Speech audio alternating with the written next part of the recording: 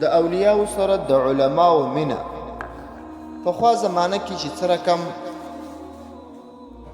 علماء او څه رقم اولیاء علماء به د اولیاء ډیر قدر کوي او ډیره قدردانی به کول. لکه د امام احمد بن حنبل صاحب په شان کې راځي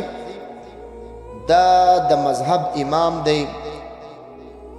او د هغه زمانی ولی الله چې و بشر حفی و. بشر حفی دا د هغه زمانی د طریقت او د تصوف یو مرشد و او لوی ولی الله. د امام احمد بن حنبل صاحب دومره مینه ورسره ډیره وه چې کله به امام احمد بن حنبل صاحب د حدیثو پر مسند ناستو او طالبانو ته به په درسګاه کې حدیث پیښول او د رسول الله صلی الله علیه وسلم حدیث به درسول. کله چې به بشر حفی ولیدی چې پر لار به روان و نو دغه لوی عالم چې د مذهب امام دی او محدث دی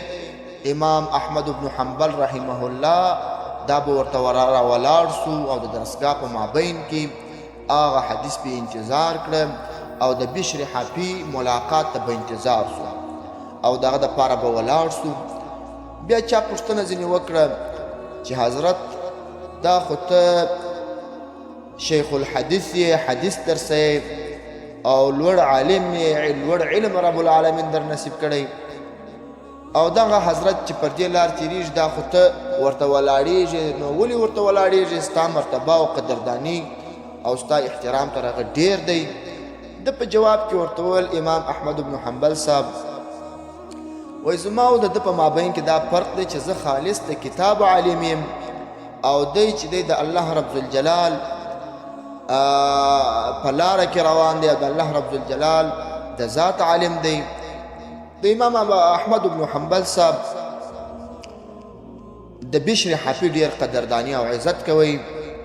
بیا دوی ته وویل چې تا الله رب ذوالجلال ته معلومه ده تاسو په دې نه پوهیږئ چې بشر حفی د الله رب ذوالجلال په دربار کې څومره لوړ قدر او عزت لري او احترام لري. نو مقصد دا دی چې مخکې علماو مخکې امامانو او مخکې فقهاو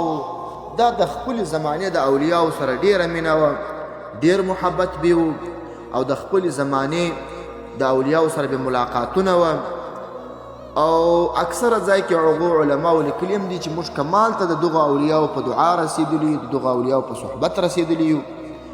د اولیاء صحبت په هر وخت کې اثر لري او په هر وخت کې خوند لري.